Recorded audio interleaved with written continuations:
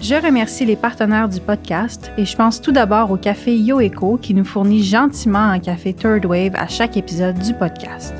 YoEco est un espresso bar de troisième vague situé dans le quartier Ville-et-Mort dans le sud-ouest de Montréal et il garde un inventaire de café produit par des torréfacteurs locaux. Je vous encourage fortement à aller y faire un tour. Vous allez voir que le personnel est particulièrement attentionné et sympathique et surtout, c'est un café qui est dog-friendly. Je tiens également à remercier les éditions du Septentrion qui supportent le podcast en facilitant les communications auprès de certains auteurs et de certaines autrices que je cherche à rejoindre. La maison d'édition a aussi l'aimabilité de me partager quelques livres lorsque je reçois l'un de leurs auteurs ou l'une de leurs autrices, ce qui me permet de significativement mieux comprendre les sujets de prédilection de mes invités.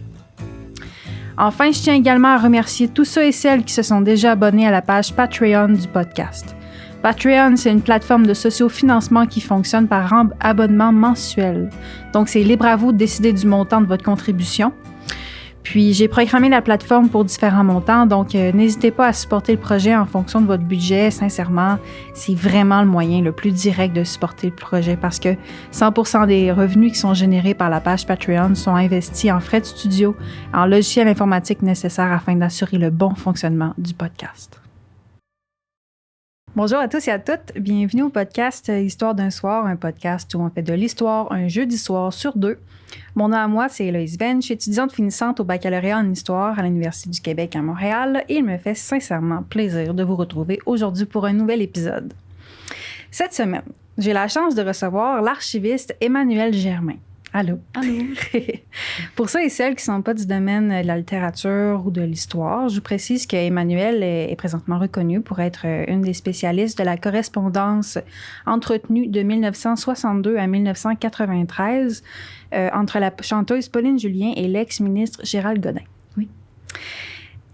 Plusieurs d'entre vous l'ont probablement remarqué, mais ces temps-ci, l'œuvre de Pauline Julien effectue comme un retour en force sur la scène culturelle du Québec.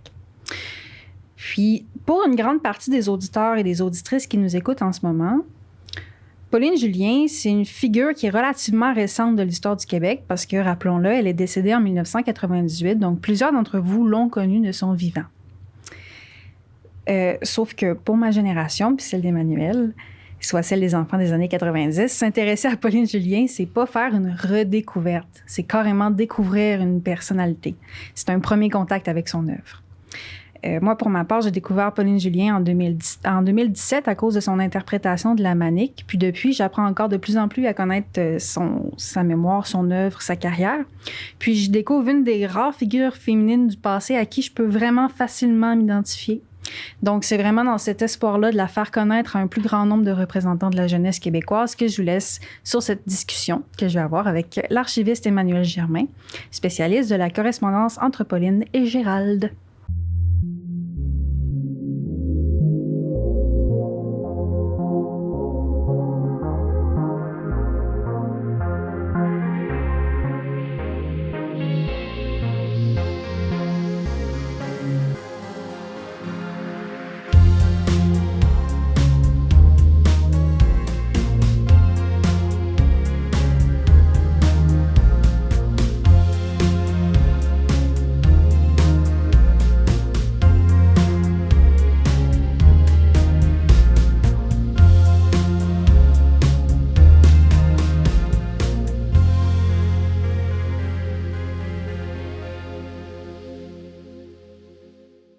OK. Donc, comme d'habitude, on va commencer le podcast avec la chronique café présentée par le café YoEco.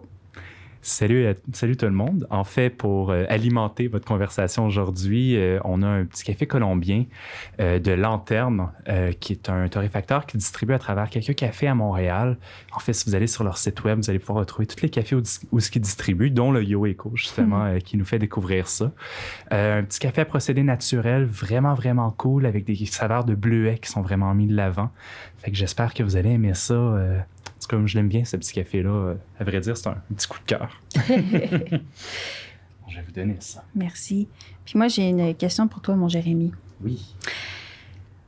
Dans ta vie quotidienne, et j'en suis la témoin, tu utilises tout le temps la Chemex pour infuser ton café. Oui. Puis je serais vraiment curieuse de savoir pourquoi c'est ta méthode d'infusion préférée, plus que, mettons, la presse française ou la machine régulière automatique ou la cafetière italienne? Pourquoi la Chemex? Bien, la Chemex, elle a vraiment comme particularité d'avoir un filtre qui est plus épais. Fait que, ce qui fait en sorte que tu as un café qui est beaucoup plus, pardonnez-moi l'anglicisme, là, mais clean. Fait qu'il y a moins de résidus aussi de café, de la matière première elle-même qui va se retrouver dans le café. Puis ça va aussi couper beaucoup d'amertume via la Chemex. Ce qui donne généralement des petits cafés un peu plus doux, mais en ayant tout le même corps de saveur. Fait que je trouve que dans des petits cafés comme ça, qui sont vraiment le fun à discuter, à déguster. Et à discuter. Et à discuter autour. Ça marche. Ça fait vraiment une belle méthode d'infusion pour pouvoir aller goûter toutes les saveurs justement derrière ce café-là. C'est pour ça que je le préfère. Puis pour moi, c'est vraiment la méthode que je préconise le plus là, quand je fais des cafés. C'est esthétique, puis c'est ancien aussi. Fait que oui, c'est des années 50 de mémoire. À la base, ils étaient tous en verre soufflé. Là, c'est clair qu'avec ils l'ont streamliné un peu plus. Donc, tu as toujours deux choix quand tu achètes une Chemex, soit encore de l'avoir en verre soufflé ou si on a moins de budget, un peu comme moi, c'est d'aller le chercher justement tout simplement en vitre, là, moulé. Mais c'est vraiment une super méthode d'infusion. C'est zen. Le seul problème avec ça, je trouve que c'est parce que c'est cassant. En effet. Faut faire attention. Faut être prudent. Ben, merci, mon Sur Jay. ce, bon podcast à tous. Merci. Il est super bon en passant. Yes. Est-ce que tu goûtes les bleuets? Ça sent bien. Il sent surtout, en fait. C'est vrai, hein? Juste quand on approche la tasse, là, ça sent le bleuet. Tu la place pour passer. Bon. Emmanuel. Oui. Est-ce que tu pourrais nous parler de ton parcours scolaire académique? Dans quel domaine tu as étudié depuis la fin de tes études secondaires? Oui. J'ai commencé par le cégep. J'étais à Jonquière. Je suis originaire du Saguenay. C'est vrai. Donc, j'ai fait le cégep en arts et lettres. Puis, je suis arrivée à Québec par la suite pour commencer à l'université, faire le baccalauréat en études littéraires. J'ai poursuivi avec la maîtrise, toujours en études littéraires à l'Université Laval, ce qui m'a éventuellement amenée vers les archives, le domaine archivistique. Donc, j'ai terminé ces années d'études-là avec le certificat en archivistique à l'Université Laval. OK. Fait que tu as fait un bac en littérature, une maîtrise en littérature, un certificat en archivistique. C'est exact. OK, cool. Puis, qu'est-ce qui t'intéressait pendant tes études en littérature? L'humain derrière la littérature. Je pense qu'à travers toutes les lectures qu'on fait, il y a toujours la partie humaine. Évidemment, il y a l'écrivain ou l'écrivaine qui est derrière ça. Il y a la partie historique, donc l'histoire qui va vraiment englober l'écrivain, dans lequel l'écrivain évolue, les personnages aussi. Donc, il y avait toujours cette espèce de côté-là de à quel point on arrive à découvrir l'humain ou découvrir l'homme derrière une fiction. Il y a rarement juste de la fiction, à mon avis, dans la littérature. Donc, d'aller chercher cet aspect-là très, très humain. Ça m'a amené à découvrir. J'arrivais mieux à retenir aussi les périodes de l'histoire ou des petits trucs historiques à travers les romans plutôt que dans les études là, où on doit retenir les dates avec qui a fait quoi et tout. Donc moi, ça m'aidait vraiment aussi à mieux intégrer, assimiler les notions historiques. Ça fait du sens avec ce qu'on va parler dans quelques minutes. Puis, mais justement, ça explique un peu d'où vient un peu ton intérêt pour l'œuvre de Pauline Julien, Gérald Godin, pardon. Oui. Puis, comment est-ce que tu as découvert ces deux figures-là pendant ton parcours? Pour Pauline Julien, en fait, c'était lors d'un cours sur la chanson québécoise donné lors de mon bac en études littéraires. Donc, on faisait vraiment l'historique de la chanson québécoise avec les différents types de micros aussi. Là, on a vu les sons que ça faisait à l'époque. Ouais. L'époque des crooners, notamment, là, où il y a un son qui est plus particulier. Puis, en fait, c'est dans ce cours-là que j'ai découvert Pauline Julien avec les chansons, comme tu as nommé un petit peu plus tôt, La Manique. Il y en avait une, c'est Je vous aime, qui a été écrite par Régent Ducharme, un ami du couple connu. Donc, c'est ça, j'ai découvert Pauline Julien avec ce cours-là. Puis ensuite, je suis un peu tombée, pas dans les limbes, mais j'ai un petit peu oublié. Oui. Puis, c'est lors d'un cours de littérature intime au Québec que j'ai pris lorsque j'ai commencé la maîtrise. C'était donné par Mylène Bédard et Frédéric à l'époque, Marie-Frédéric. Puis, on était dans la section justement des correspondances. Puis, Mylène, elle avait apporté son exemplaire de La Renarde et le Malpeignée. Puis, elle m'en parle. Puis, elle dit un exemple un petit peu plus récent de la correspondance amoureuse. On a celle-ci avec Pauline Julien et Gérald Godin. Puis là, je fais, Pauline Julien, je la connais. J'ai déjà entendu son nom, ses chansons. Gérald Godin, je le connaissais pas vraiment, voire pas du tout. En fait, peut-être que je l'avais vu au cégep dans les cours de poésie, mais sans plus. Puis, je suis allée la voir après le cours. Puis, j'ai dit, j'aimerais vraiment ça le lire.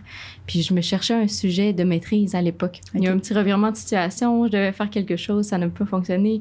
Donc là, j'étais en pleine recherche. Panique aussi, là, de qu'est-ce que je vais faire pour mon sujet. Puis, Mylène, en présentant le livre, elle a dit, ça ferait vraiment un bon sujet de recherche. Puis, mais ça m'est destiné. Ben, c'est ça. Donc, j'emprunte son exemplaire. Le soir, je commence à lire.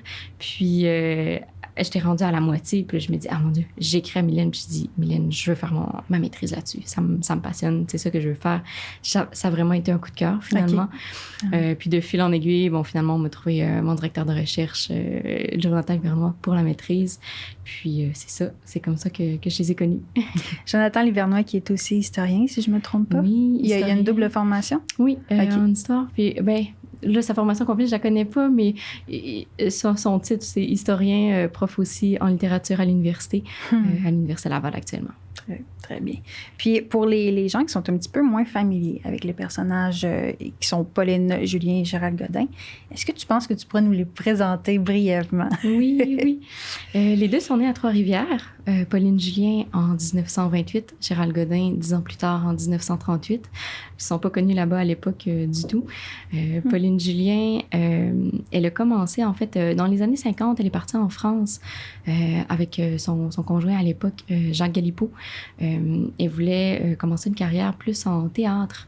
Puis finalement, elle s'est retrouvée à chanter, à faire un petit peu la chansonnière dans les cabarets. Puis je pense que c'est un peu là qu'elle a découvert là, finalement son intérêt pour la chanson. Elle a voulu pousser là-dedans. C'est sa carrière de chanteuse là, qui a démarré. Donc, Pauline Julien, principalement chanteuse, autrice-compositrice aussi. Vers la fin, elle a composé beaucoup de ses chansons. Des fois, on le sait peut-être moins là, parce qu'il y a beaucoup de ses amis, notamment, j'ai nommé Régent Ducharme et Gilles Vigneault aussi qui ont composé pour elle. Donc, c'est ça. Et puis, carrière aussi un peu au théâtre. Puis, comme actrice, elle a joué dans un film. Puis, Gérald Godin, né, c'est ça, 10 ans plus tard, journaliste, poète, écrivain, notamment, là, un petit peu à tour de rôle. Il a travaillé pour les éditions Parti pris, il a travaillé pour Québec Presse également, chargé de cours à l'université. Puis, il a terminé. Il a fini ces expériences-là par la politique, carrière politique. Il a été élu dans le comté de Mercier, sous René Lévesque. Puis, l'anecdote, beaucoup de gens le savent, mais il a défait le premier ministre Robert Bourassa dans son propre comté. Donc, c'était une forte entrée en politique en 1976 pour Gérald Godin. Ah, il est rentré en 76? Oui. L'année de la première élection du Parti québécois? Oui, c'est exact. Wow. Oui. OK, je savais pas ça. Oui. Je pensais que c'était un petit peu plus tard. Super. Puis, on va revenir à toi. Oui. En 2018, maintenant, tu as déposé ton mémoire de maîtrise qui est intitulé « Représentation de soi et matérialité des lettres dans la correspondance amoureuse entre Pauline Julien et Gérald Godin de 1962 à 1993 ».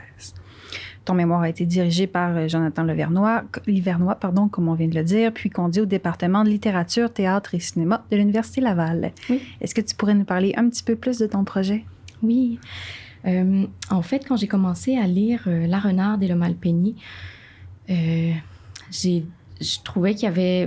le titre de mon mémoire le dit un peu, présentation de soi. Donc, il y a vraiment une mise en scène dans la correspondance, ce qu'on va observer. Moi, je me concentrais surtout dans la correspondance amoureuse, mais on peut le retrouver dans d'autres types de correspondance. Puis, au fil des lectures, je voyais que la personnalité change un peu, le ton va changer avec le temps, ils utilisent des formules un petit peu plus familières.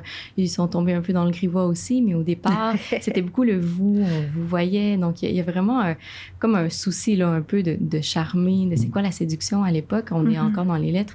Évidemment, ils s'étaient rencontrés en vrai, mais comme Pauline Julien devait beaucoup voyager pour sa carrière de chanteuse, notamment en Europe, en URSS, il y a une grosse partie de leur relation finalement qui a été à distance, mais qui a été maintenue, entre autres, par le biais de la correspondance. Donc, c'était vraiment intéressant de voir se développer le couple à travers les années, à travers les époques, à travers qu'est-ce qu'ils vivaient, par le biais de la correspondance intime. Puis, quand j'ai soumis le projet à Jonathan, il m'a mentionné Pascal Galipo, qui est la fille de Pauline Julien. Puis, en fait, on l'a contacté pour savoir si c'était possible d'avoir accès aux fonds d'archives qui sont conservés à BANQ à Montréal. Donc, fonds d'archives de Gérald et puis celui de Pauline.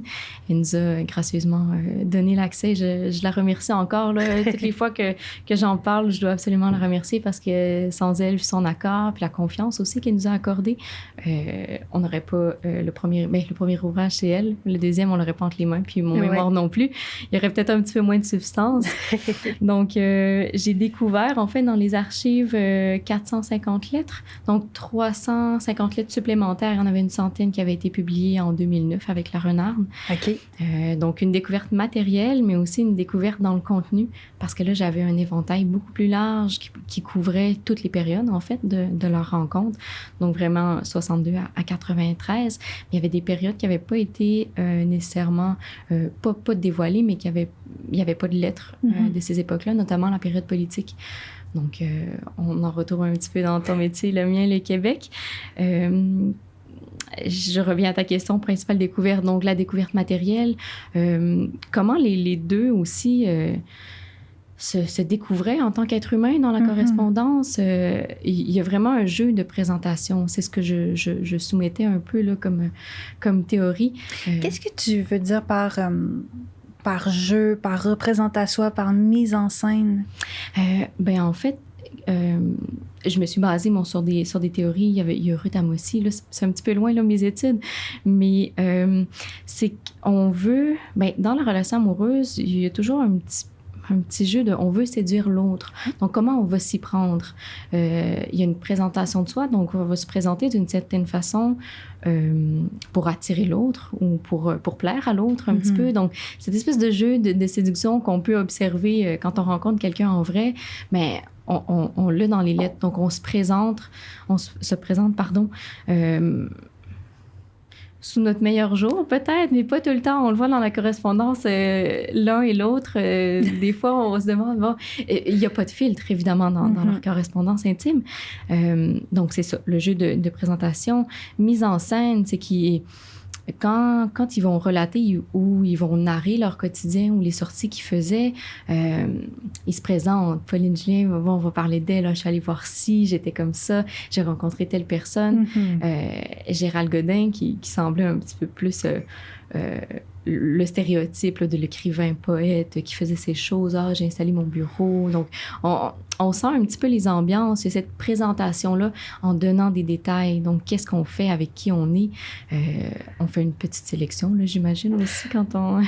Il me revient quelque chose en tête quand tu dis que Gérald Godin se présentait un peu comme le fameux écrivain, tu sais, à un moment donné, quasiment...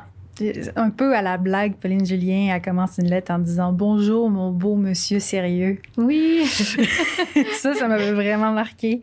Tu sais, comme si elle jouait un peu avec cette représentation-là qui mettait de l'avant de « Bonjour, mon beau monsieur sérieux, comment ça va? » Ben, exactement. Puis c'est là où les mots mise en scène, représentation de soi, c'est un peu ça. Donc, Pauline va aller chercher, va attraper un peu la présentation que Gérald fait de lui-même, puis elle embarque un peu dans son jeu. Puis là, au début de leurs échanges, il vous voit, donc mon beau monsieur. Puis on dirait qu'il y a comme toute la prestance un peu là, des premiers échanges. On pile un petit peu pour pas trop froisser, mais on embarque. Je pense que tu mets un peu le doigt dessus, en fait, avec cet extrait-là que j'ai oublié là, parmi les milliers de phrases. Mais c'est ça. Elle va vraiment entrer. Donc, la dynamique s'installe peu à peu. Mm-hmm. Puis, c'est vrai, il y avait ça aussi, c'est qu'on sentait... en début de relation, j'observais que, puis avec les théories aussi que j'ai lues, il y a un jeu, pas un jeu de rôle, mais pour savoir un peu ça va être quoi la place de l'un et de l'autre dans la relation épistolaire. Donc, on sentait que Gérald impressionnait plus Pauline Julien.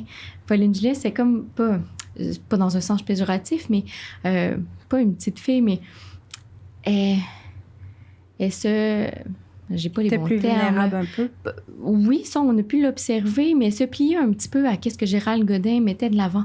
Donc, Okay. c'est comme si c'est lui qui avait mis la première carte sur table, puis qui avait dit, écoute, moi, je suis comme ça. Est-ce que ça marche ou non? Est-ce que tu embarques ou non? Pauline, de faire, OK, c'est comme ça que tu marches. Ben, là, je vulgarise énormément. Ouais, c'est pas ça qu'ils se sont dit. Non, là. non, mais je veux pouvoir quand même un peu. Ouais. Sentait. OK. Puis ça, c'est d'autant plus drôle parce que Pauline est de 10 ans l'aînée quand même de Gérald. Oui, c'est ça. Puis Gérald, il est un peu, excuse-moi l'expression, mais il est un peu petit cul, là, à l'époque, il commence. Il avait quel âge quand ils se sont connus? Là, il était dans vingtaine, me semble. Ils se sont rencontrés pour la première fois en 61. Lui, il est né en 38. 61, il avait... Dans vingtaine. Dans la vingtaine, tu sais, 23 ans. En tout cas, dans ces eaux-là. C'est pas notre fort. Non. Dans l'histoire. D'autres, on est en sciences humaines. C'est ça. Donc, oui, début vingtaine. Puis Pauline, qui avait quand même... Sa carrière était lancée. Mère de carrière famille. De chanteuse, oui. Ses 2 enfants, Pascal, que j'ai nommé tout à l'heure, Nicolas Galipeau aussi. Donc... ça roulait, elle était femme indépendante aussi. Très connue au Québec déjà. Oui. Donc, Gérald qui commence, là, qui tâte le terrain comme journaliste, comme écrivain, qui l'aborde, mais finalement qui va vraiment mettre les balises de la relation, qui va un peu les imposer. Donc, ça, on a senti un petit peu cette dynamique-là au fil de la correspondance. Puis pas juste au début, là. Il y avait comme toujours une renégociation des places dans la relation.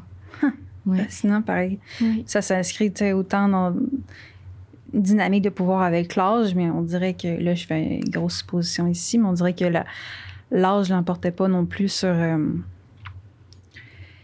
les scénarios un peu de dynamique entre hommes et femmes. Non, c'est ça. Je m'enlignerai pas trop sur cette pente-là, mais je pense qu'il y a un lien qui pourrait être fait, en effet. Mm-hmm. J'avais une idée... ça est parti, c'est pas très grave. Sinon, le livre dont tu parlais tantôt, La Renarde et le Malpeigné, c'est paru en 2009. Oui.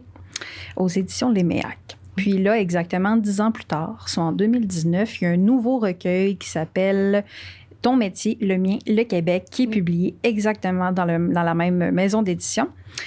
Puis, tu es à l'origine de la publication de ce deuxième ouvrage, ou dis-moi en très grande partie. Oui. C'est ça. Est-ce que tu pourrais nous parler un petit peu plus de ton implication dans ce projet de publication-là? Oui, tout à fait.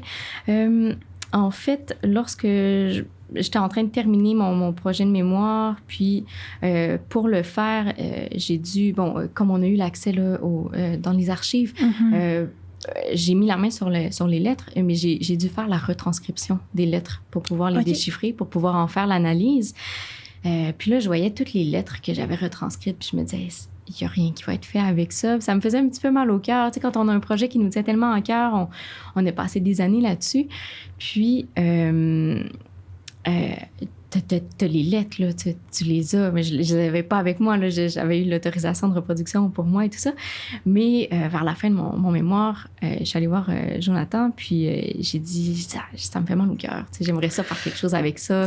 Il y en a tellement des lettres qui sont pertinentes, mais qui n'ont pas été publiées dans La Renarde. J'ai dit, j'aimerais ça. Publier mon rêve, c'est de faire une deuxième publication. Puis il dit, OK, on le fait. C'était aussi simple que ça. Mais en fait, lui, il était éditeur chez Léméac, donc je pense que ça a facilité là, un petit peu l'entrée ou la présentation. Oui, quand on dit que c'est aligné, là, les planètes s'alignent, c'est un petit peu ça, là, la découverte de la correspondance, comment ça s'est... La rencontre avec Pascal Galipeau que je connais encore aujourd'hui, on s'écrit et tout ça. Donc, ça a commencé comme ça. j'avais les retranscriptions. J'ai dû en refaire un petit peu parce que j'avais pas passé quand même à travers les 450. Les 450. Donc, ensemble, Jonathan a soumis le projet. Ça a été accepté. On a fait une sélection de lettres. On voulait pas reprendre celles qui avaient été publiées, évidemment. Donc, on a cherché à travers celles que j'avais retranscrites, d'autres qui ne l'étaient pas. On a fait un choix aussi des reproductions, des facsimiles, parce que dans l'édition, on a quelques reproductions. Quand tu me demandais la question d'avant, là, les découvertes que j'avais faites, je trouvais que la partie matérialité est vraiment fait partie de l'analyse, fait partie de la correspondance. Donc ça, je trouvais aussi important là, qu'il y en ait un petit peu, comme dans la première édition également. Puis ensuite, bon, il y a eu le travail d'édition, les relectures et tout ça. Donc, c'est trop le fun. Est-ce que Pascal Galipeau était au courant qu'il y avait autant de lettres qui n'avaient pas été étudiées ou pas vraiment... Quand vous avez trouvé ça, les 450 lettres, est-ce que c'était une surprise? Bien, pour moi, c'était une surprise. Et quand je l'ai rencontrée, je suis allée la voir chez elle à North-Atlee après avoir fait la recherche dans les fonds d'archives. Puis là, je dis, Pascal, j'ai découvert toutes ces lettres-là. Puis elle me dit, ça m'étonne pas. Mais j'étais tellement enthousiaste. Puis je me disais, je pensais jamais tomber là-dessus. Puis pour elle, je dirais, elle les a connus. Elle a habité avec l'un avec l'autre. C'était quand même sa mère. Puis Gérald Godin était très, très proche des enfants aussi. Ouais. Donc, ça l'étonnait pas. Puis en fait, elle était tombée pour la première publication. La Renarde était tombée sur une mallette de livres, ou en tout cas, elle pourrait peut-être mieux compter l'anecdote, mais je pense pas qu'il y ait de tri tant que ça qui a été fait, ou pas de recherche nécessairement. Elle avait une panoplie de lettres sous la main, elle les a prises, puis ça a fait le merveilleux volume qu'on connaît. Ça n'a pas de sens. Et c'est ça. Une mine d'or incroyable. Oui. N'importe qui en histoire rêverait de tomber sur une correspondance comme ça, sur deux figures. Pas juste un des deux, le couple, les deux personnes ont marqué à leur manière, autant dans la sphère politique que culturelle, que identitaire, que c'est allé partout. Là. Puis leurs archives sont complètes. Là. C'est pas juste des archives intimes avec la correspondance. Là. Tout est conservé, tout est là. Il y a des photos, il y a des dessins, il y a des journaux. Il y a les découpures de journaux aussi de Pauline quand elle était en voyage et tout ça. Je pense pas que... Je ne vais pas en dire trop, ça reste quand même les fonds d'archives, mais ça, je pense que c'est correct. Puis sinon, tu as accordé une entrevue au Journal Le Devoir en 2019. Oui. Et tu as souligné, et je cite... On peut m'imaginer prendre ta voix. Okay. Oui. Ce qu'on a voulu faire, c'est mettre en avant la facture plus politique, mais oui, en même temps, on entre dans une grande intimité. Fin de la citation. Oui. Tu soulignes également dans cette entrevue-là que les lettres qui relevaient davantage du petit quotidien ont été retirées de la sélection. Donc, moi, quand j'ai lu ça, cet article-là, j'étais curieuse de te demander pourquoi ce choix de mettre l'implication sociale et politique des deux figures à l'avant. Ça le distingue quand même, cet ouvrage-là, du premier, qui était plus... c'est dans le relationnel, si je me trompe pas? Ben, en fait, si on regarde juste les titres, La Renarde et le Malpeigné, le sous-titre est « Fragments de correspondance amoureuse ». Puis pour le nôtre, Ton métier, le mien, le Québec, on a inscrit fragments de correspondance amoureuse et politique. Donc, le choix est là.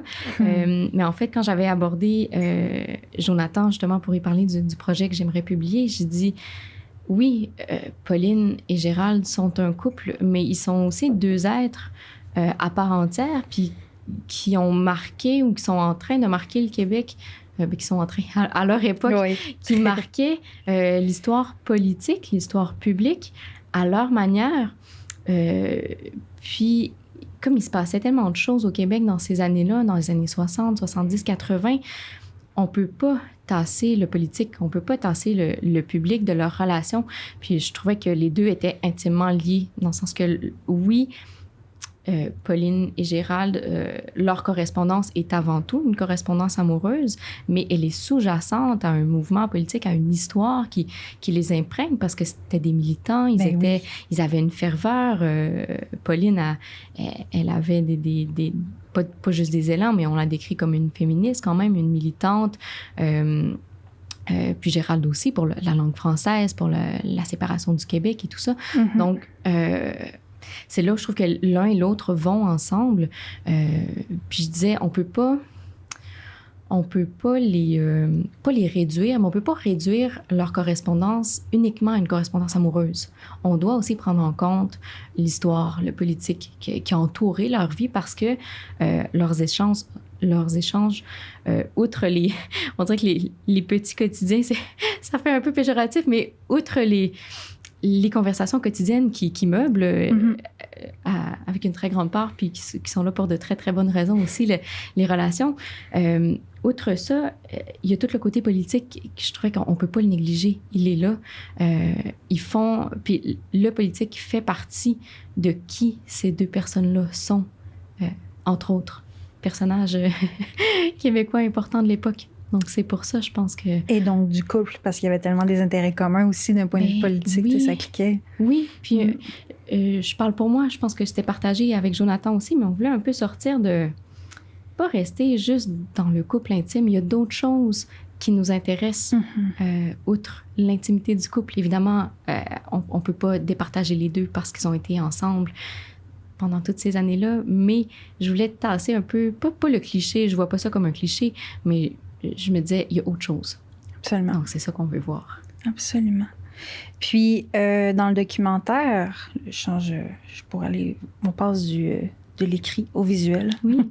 Dans le documentaire qui s'appelle Pauline Julien, Intime et politique, qui a été réalisé par Pascal Ferland et qui a été produit par l'Office national du film en 2018. Il y a des textes qui sont écrits par Pauline Julien et Gérald Godin qui sont parfois lus par la narration. Est-ce qu'il y a certains de ces textes-là qui sont issus du fonds d'archives que tu as trouvé? Est-ce que tu as participé à la recherche derrière ce documentaire-là? J'ai voulu y participer, non? Sans blague. Quand j'ai commencé le projet, je ne sais pas comment j'étais tombée là-dessus, mais j'ai vu toutes les... quand on reçoit des bourses là, pour des projets. Ouais. Puis Pascal Ferland en avait reçu un justement pour le projet de Pauline. OK. Donc là, je me suis dit, mon Dieu, mais ça s'aligne, ça touche un petit peu à mes cordes. Donc, j'ai contacté... Un peu beaucoup, c'est oui, ça? c'est ça. Mais on avait une personne en commun qui était Pauline Julien. Puis, je l'ai contactée. Je lui ai écrit. Puis c'est tellement drôle parce que je suis tombée dans ma boîte courriel cette semaine. Puis là, j'ai vu mes échanges que j'avais écrits avec Pascal. C'est vraiment drôle. Puis ça date, là, c'est 2014, ça doit être super cordial, le premier contact. Oui, toujours. Puis là, je me présente. Je dis, je m'appelle Emmanuelle Germain. Je commence ma maîtrise sur la correspondance amoureuse entre Pauline Julien et Gérald Godin. Pascal Galipeau m'a autorisé à avoir l'accès au fonds d'archives. Donc, j'ai découvert telle chose. J'ai vu que votre projet avait été subventionné. Est-ce qu'il y a quelque chose que je pourrais faire? Est-ce qu'il y a une participation ou quoi que ce soit? Puis elle était très enthousiaste. Elle m'a répondu assez rapidement. Puis, en fait, ça l'intéressait vraiment parce qu'elle n'avait pas nécessairement le temps de faire le travail de retranscription des lettres, qui a été quand même laborieux. Là, ça m'a pris plusieurs mois dans les années que ma maîtrise m'auront pris. Puis... donc, elle, ça l'aidait d'un côté parce qu'elle n'avait pas à aller faire la retranscription. Donc, on a eu un petit partenariat. Une entente. Puis, j'ai poursuivi la retranscription. Donc, je faisais d'une pierre deux coups. Je faisais la transcription pour mon mémoire. En même temps, je la faisais pour elle. Donc, j'ai fait une sélection de lettres qui me semblaient pertinentes, surtout écrites par Pauline. Puis, Pascal a passé à travers ces extraits-là. Elle en a sélectionné quelques-uns qu'elle a conservés pour son documentaire. Puis, on le voit, je pense que tu l'as vu, le documentaire. Oui, on voit les extraits en filigrane, là, un peu quand je parle de facsimilé, on voit l'écriture de Pauline dans le documentaire. Si je me souviens bien. Là. Oui, je l'ai écouté récemment, puis je sais pas pourquoi j'ai fait ça, mais à la fin, au générique, j'attendais de voir ton nom, puis j'étais tout énervée, je sais pas pourquoi. Puis là, j'ai vu passer transcription des lettres, la correspondance. Yes. C'est moi, c'est une belle fierté, mais c'était une très, très belle collaboration. C'est tellement un beau documentaire qui a eu une belle résonance aussi, là. Énormément. Vraiment. Oui. S'il y a des gens ici qui n'ont pas écouté ce documentaire-là, il est disponible sur l'ONF. Oui. Tête d'affiche de l'espace francophonie. Oui. Et gratuitement, même. Oui, il est gratuit, il est accessible. Il est là. Et puis il est là pour rester. D'après moi, ça va être un documentaire fort sur l'ONF pour longtemps. Oui. Comme l'autre qui a été fait dans les années 80, je pense. Sur Godin. Exact. Oui. C'est vrai. Puis sinon, Pauline est décédée en 1998. Oui.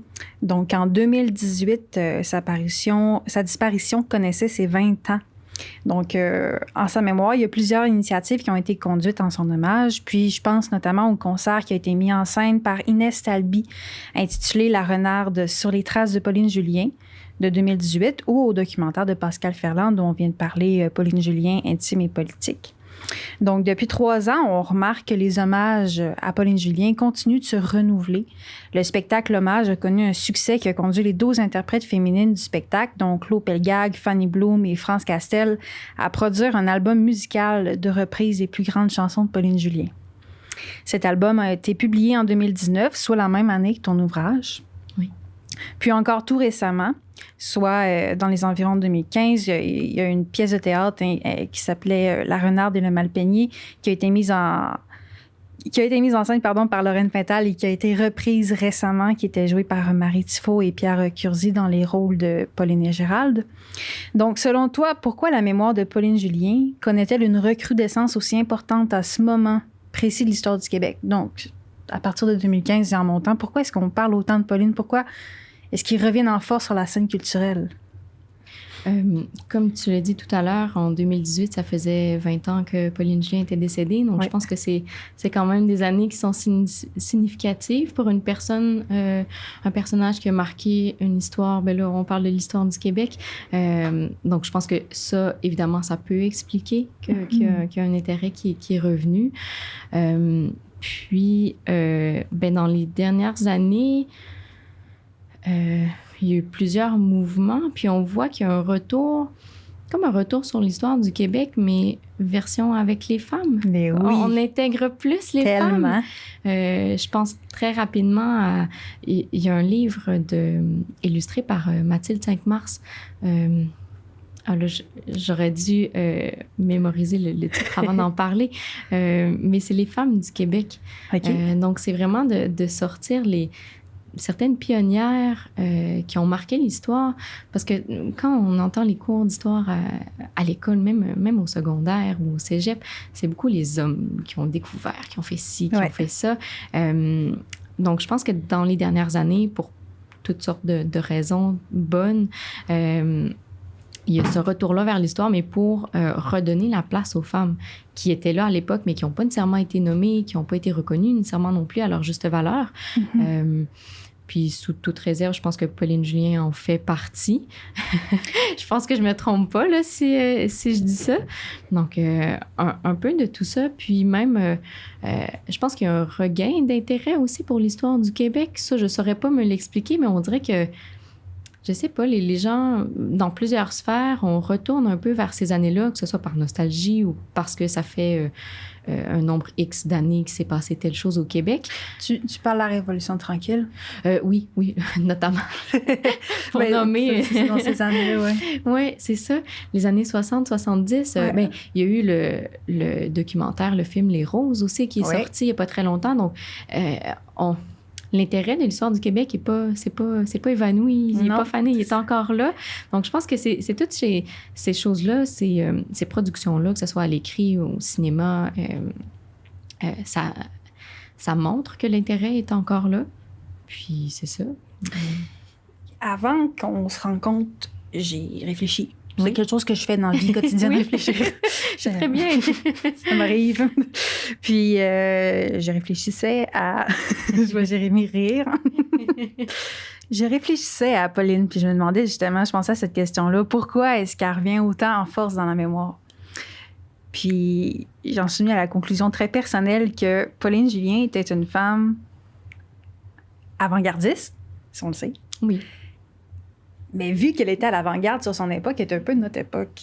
Oui. C'est facile pour nous d'écouter cette personne-là nous parler de liberté du corps, du droit à l'avortement, de sa vie de femme indépendante et tout. Puis, elle détonnait de son époque, justement. C'était une pionnière, c'était une avant-gardiste, c'était une femme qui était au-devant de tous ces mouvements, de cette cause, de la cause féministe et tout. Et en fait, ça l'a participé à sa manière, humblement, à mettre les bases sur ce qui est devenu le Québec de maintenant. Donc, nous, qui sommes les héritières de cette période-là, si on cherche un référent à qui s'identifier pour se construire identitairement, c'est extrêmement facile. Oui. Je parle pour moi, je parle en mon nom, de me reconnaître en cette personne-là. Puis j'imagine qu'il y a beaucoup de jeunes femmes au Québec qui, le moindrement, s'intéressent à Pauline Julien, son œuvre, sa carrière, ses propos, ses idées, peuvent connecter aussi, tu sais. Ben, je le souhaite. Oui, mais non, ça fait du sens, qu'est-ce que tu dis, puis je trouve que c'est super bien réfléchi, en fait, c'est vraiment bien nommé. Puis quand je sais pas, on part des mouvements où on en développe, on cherche des figures de proue un peu auxquelles on va s'identifier.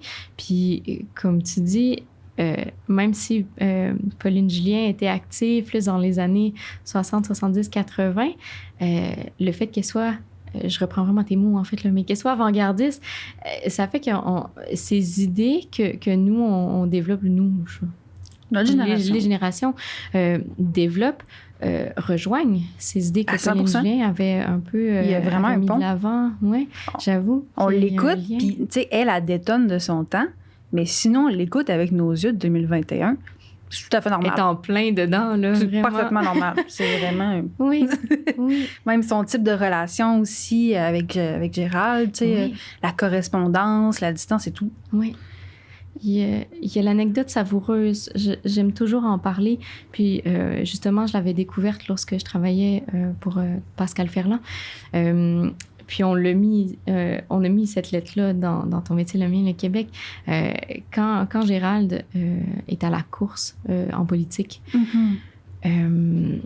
Pauline Julien le soutient énormément. Elle est là pour lui, mais lorsque c'est la période des élections, avec que c'est la journée qu'ils vont savoir, elle est partie en tournée à ce moment-là. OK. Mais elle l'a soutenu énormément. Puis on le voit dans les lettres aussi, toute la période où lui, ça aussi, c'est fascinant, là, quand Gérald il monte les marches, il fait sa course électorale. Il en parle beaucoup, beaucoup à Pauline. Il y a énormément de détails. Puis... bon, finalement, il est élu, il est choisi, et puis il en parle à Pauline dans une lettre, puis il dit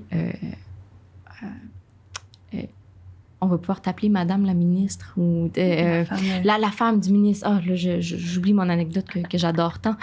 Mais ça pour dire qu'il disait tu vas être la femme de. Et là, Pauline, ça fait pas du tout. Puis, elle lui répond, là, mais c'est une réponse extraordinaire. Puis c'est là que tu vois toute sa ferveur, tout son militantisme, son féminisme qui ressurgit, même si elle s'est toujours un petit peu, pas soumise, mais toujours tenue dans les échanges. Bon, OK, Gérald, c'est ça, c'est tout. Puis là, elle dit, là, Gérald, je vulgarise évidemment, là, mais elle dit... et je t'ai appuyé dans toute ta course, je te soutiens dans tous tes projets, mais c'est pas vrai que je suis la femme de... Tu sais, j'aurais dû prendre l'extrait pour pouvoir le lire avec toi en ce moment, mais je pense que tu sais duquel je parle. Ouais. Mais tout ça, je pense que ça vient représenter, ça vient résumer. Tellement. On va pouvoir t'appeler la femme de Gérald Godin. Oublie ça, moi je suis la femme de personne. Non, c'est ça. Elle dit la même chose que Coco Chanel. Oui. Coco Chanel a dit ça. Ah, je savais pas. Elle dit, s'il y a une chose que j'ai toujours su, c'est que je suis la femme de personne. Ah. Ben, je pense que ça... Peut-être que je ramène mal les mots, là, mais j'avais vu ça dans son film. Ça m'avait tellement marqué. Oui, mais je pense qu'on pourrait prêter cette interprétation-là. Ouais. Fait que c'est important que les femmes du Québec connaissent et se rappellent Pauline Julien, même si c'est pas... C'est sûr que... Bon, on dit que Pauline a fit un peu avec nos idées idéologiquement et tout. C'est sûr que culturellement, la musique et tout, c'est très différent. Oui. C'est sûr que toutes les jeunes femmes du Québec, toutes les jeunes femmes et jeunes hommes et tout le monde du Québec en ce moment ne peut pas forcément triper sur... Moi, j'adore encore. Mais j'ai un parti pris. Moi aussi, par exemple. Mais je pense qu'il y a quand même une bonne partie de la population qui peuvent se retrouver dans ces idées. Oui. Puis de là, pour ça, garder sa mémoire vivante, c'est extrêmement important. Oui. Puis... je reviens avec mes questions. Moi, j'étais comme partie. C'est une belle discussion, là, c'est le fun. Là, je me ramène à la question, ça devient très méthodique. Question 11. Tu es présentement considérée comme étant l'une des plus grandes spécialistes de la correspondance entre Julien et Godin. Donc, d'une certaine manière, tu portes en toi la mémoire intime de l'un des couples les plus marquants de l'histoire moderne du Québec. Comment est-ce que tu te sens dans cette position-là? je pense que c'est gros dit comme ça. J'oserais pas dire par moi-même que je suis la plus grande spécialiste sur la correspondance. Disons que j'ai eu l'exclusivité sur la découverte des lettres. Mm-hmm. En ça, je pense que j'ai eu un accès premier, en fait, à leur correspondance, à leur intimité. J'espère que d'autres études suivront. Si ça a pu donner un petit peu le coup d'envoi avec mon mémoire, je ne saurais qu'encourager les autres à poursuivre un petit peu la recherche. Pardon. Je me suis sentie très choyée, en fait. Oui. Justement, qu'au début, Pascal Galipeau nous accorde sa confiance, une confiance qui a été renouvelée, même quand on lui a proposé le projet de 2e édition. D'ailleurs, tout est fait avec son accord. Là. Je veux dire, la sélection des lettres, Jonathan et moi, on a passé dessus, mais elle avait toujours le dernier mot, là, évidemment. Oui. Donc, comment je me sens? Je me sens vraiment privilégiée, absolument, parce que tu entres dans quelque chose de très, très intime. Il y a quand même un petit tiraillement, par exemple. J'ai eu un certain moment là, de « est-ce que je fais la bonne chose? Est-ce qu'on a le droit de faire ça? » Parce que ça demeure une correspondance intime à la base. C'est pas... ça, je l'avais soulevé un peu dans mon mémoire, puis j'en ai déjà parlé à d'autres occurrences, mais on ne sent pas que cette correspondance-là est destinée à être publiée. On peut le sentir chez certains écrivains qui sont connus où, tu sais, ils écrivent leurs journaux intimes puis par la suite, on les découvre des années plus tard, puis on sent qu'il y a... Tu sais, quand je parlais de la projection ou, tu sais, une présentation de soi, on sent que les deux se présentent l'un à l'autre, mais qu'ils vont pas se présenter à un public tierce. Seulement. Donc, moi, quand je lis ça, je me dis... J'ai eu quelques... Pas des remords, mais des questionnements, puis je trouvais que c'était tout à fait légitime. Là. Tu sais, je lisais, puis je me dis, est-ce que je devrais lire ça? Est-ce que je devrais pousser mon projet, même si je le porte en moi, puis que je trouve qu'il a sa place? Est-ce que j'ai le droit? Qui me le donne? Puis, tu sais, j'en discutais avec Jonathan aussi de ça, puis avec Pascal, évidemment, mais... Le premier est sorti. C'est pas moi qui ai mis le pain en premier sur la table. Je sais même pas si c'est une expression, mais c'est déjà sorti. Puis, le but, c'était pas non plus de rentrer dans l'intimité. Donc là, je me sentais aussi moins coupable. Je sais pas si je poursuis sur la bonne question, là, la bonne réponse à tellement, la moi, question. Ça me fait penser à fond. Parce que c'est ancien en histoire, surtout en histoire des femmes. Oui. C'est touché parce que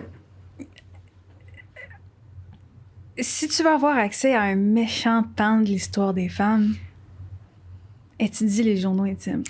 Oui. Puis il y a de plus en plus de chercheurs qui font ça. Je pense à Sophie Doucet. Je sais pas si en histoire des émotions. Puis il y a beaucoup de chercheurs ces temps-ci qui s'intéressent à la littérature intime. Oui. Et donc à l'histoire des émotions et des sensibilités. Oui. Puis, en histoire des femmes, c'est assez... ça ment pas, là. Tu sais, je veux dire, ça contient énormément d'une dimension de l'histoire qui n'était pas vraiment accessible à l'homme, mais c'est sûr qu'il y a une question éthique autour de ça que tu soulèves. Oui. Oui, au bien de l'histoire publique, on veut savoir l'histoire des femmes dans l'intimité, des femmes et des hommes. Mais où est la limite, tu sais? Oui, c'est vrai, mais je pense que, comme tu dis, on va beaucoup le découvrir dans les journaux intimes. Puis cette littérature-là, cette lecture-là qu'on fait va nous aider énormément à comprendre puis à mettre de l'avant. Mais souvent, c'est fait quand le personnage, la personne est décédée. Donc là, c'est ça. Il y a la question éthique de est-ce qu'on y va? Quand c'est déjà sorti, que ça fait plusieurs années, tout ça, on dirait qu'on ressent qu'on a moins de problèmes à fouiller un petit peu là-dedans. Quand c'est la première fois qu'on découvre ou qu'on met de l'avant, ça peut être un petit peu plus gênant. Mais c'est tellement riche. C'est tellement riche. C'est ça qui arrive. Puis je reviens à cet aspect-là. Je me dis, il n'y a pas juste la correspondance amoureuse. Il n'y a pas juste l'intimité du couple. Puis en fait, c'est que l'intimité est comme un tremplin pour aller vers le public, pour expliquer ou pour expliquer d'un point de vue très, très personnel, très intime. Je veux dire, c'est ça, là, ça le dit. Mais c'est d'une richesse. Oui. Oui. Puis récemment, je travaillais pour une équipe de recherche sur la famille et le couple. Mm-hmm. Puis on voyait tous les travaux récents rentrer. Tu sais, à chaque année, on faisait une mise à jour. Puis je remarquais qu'il y avait de plus en plus de travaux en histoire, justement, qui étaient sur l'intimité du couple ou sur le journal intime, sur toute cette écriture-là qui n'est pas destinée au public, tu sais. Oui. Ah, c'est ça, c'est vrai. C'est ce que tu dis, ça soulève un bon débat moral que je pense qu'il mérite d'être continué. Oui. Effectivement. Écoute, Emmanuel, on n'a pas vraiment plus de temps, mais c'était vraiment agréable. Très belle conversation. Merci. Vraiment. Merci. Puis, question comme ça, par curiosité, est-ce que tu aimerais ça participer à d'autres projets éventuellement sur la même thématique de Pauline Julien, Gérald Godin, la correspondance? Est-ce que tu as des idées? Bien, je veux dire, les lettres, on en a publié un deuxième échantillonnage, disons ici, puis il y en a encore beaucoup d'autres qui ne sont pas parus. Je parle vraiment pour moi, je me questionne, est-ce que ce serait pertinent? Je le porte, ce projet-là, je l'aime encore, il m'anime encore énormément. Est-ce qu'il y a d'autres choses qui peuvent être faites avec ça? Je ne le sais pas. Si oui, c'est sûr que je serai toujours partante. J'aimerais ça, mais je ne sais pas qu'est-ce qui peut... peut-être qu'il y en a qui vont trouver ça redondant d'avoir une troisième édition. Ça serait peut-être trop aussi. Tu sais, des fois, il ne faut pas non plus trop tirer sur un projet, on va l'épuiser, là. Mm-hmm. Mais tout ce qui peut toucher Pauline et Gérald, ça va toujours me fasciner puis venir me chercher. Absolument. Puis je disais en blague, quand on a eu notre pré-entrevue ensemble, je disais 2009, premier livre, 2019, deuxième. Est-ce qu'on vise 2029 pour le troisième? Ouais, j'aimerais ça. Je lance ça comme ça. C'est ça. Si c'est quelque chose qui se peut, évidemment, comme je dis, je serai toujours très, très, très heureuse. Mais sinon, je suis amplement satisfaite avec qu'est-ce qu'il a présentement. C'est super. Surtout que tu nous amènes à le faire revivre. D'ailleurs, je tiens absolument à te remercier pour cette entrevue, de donner la place aux chercheurs, de donner la voix. Je trouve que c'est absolument important parce que souvent, on entend plus les grandes têtes d'affiche, puis c'est important parce qu'ils sont aussi très, très spécialistes, mais de voir le travail de recherche que tu permettes, en fait, de voir comment ça fonctionne un peu, un travail d'édition, ou comment ça fonctionne, la recherche derrière un projet de mémoire, un projet de doctorat. Mm-hmm. Je pense que des fois, c'est souvent laissé dans l'ombre. Des fois, souvent. Bien, c'est ça. Puis ce qui est fascinant aussi, c'est que derrière chaque connaissance se cache une personne qui a eu la passion de trouver ça. Oui, exact. Par définition, une personne passionnée, c'est un invité d'or, là, je veux dire, c'est sûr. Là. Pour ton émission, bien sûr. Exact. Fait que, ouais, c'est vraiment le fun de voyager un peu entre les connaissances comme ça, puis de voir toutes les personnes passionnées qui se cachent derrière l'écriture. Là. C'est vraiment cool. Bien, coudonc, merci. Merci beaucoup. À toi. Merci à tous et à toutes d'avoir été là encore une fois cette semaine. C'est toujours un plaisir de rencontrer des belles personnes puis d'avoir des échanges au sujet du métier d'historienne au Québec. Je tiens également à remercier Jérémy qui fait la chronique café à chaque début d'émission puis qui est toujours là pour me supporter à chaque semaine. Puis je remercie aussi le Studio SF, Nicole et Catherine qui sont toujours là pour nous supporter avec la technique. Donc je vous dis à dans 2 semaines.